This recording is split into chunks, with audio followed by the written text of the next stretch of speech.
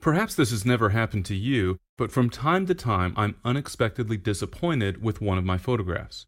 In many cases, this occurs because the photograph doesn't quite convey the feeling I was experiencing at the time the image was captured.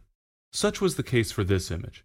I had been having an absolutely incredible time in Japan, and when I clicked the shutter release, I felt this image of prayer sticks stacked up for ritual burning in a cemetery would be a meaningful photograph. Unfortunately, when I reviewed the image later in the computer, I wasn't really happy with the results. In this lesson, I'll show you how I approached the image to produce a final result I was much happier with. My basic thought process involved attempting to introduce emotion to the image that reflected what I felt when I captured the photograph. My first thought was that this photo represented a timeless experience, so I started by converting the image to black and white. Now that gave me a good starting point for this particular image, and I was able to fine-tune things to get something I was reasonably happy with. I decided a sepia tone treatment would add to the effect, so I applied a tint and then fine-tuned the color to get just the results I was looking for. That involved applying a slightly warm color tint that was not too saturated and not too bright. Applying that color, I was happy with where the image was headed, but it needed a bit more work.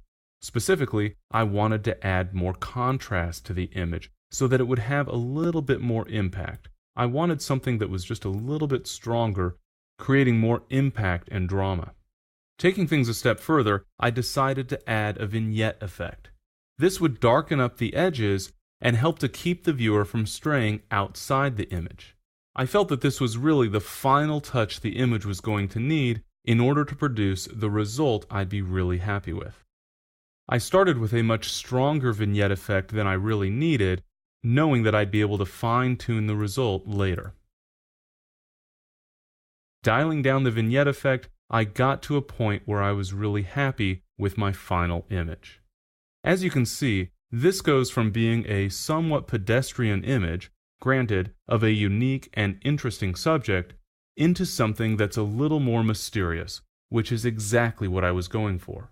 When optimizing your images in Photoshop, it's important to think about what you're trying to convey with the image and what you want the viewer to experience when they see the final photograph. Sometimes that calls for fairly modest adjustments, and other times it calls for a somewhat dramatic change in the appearance of the image.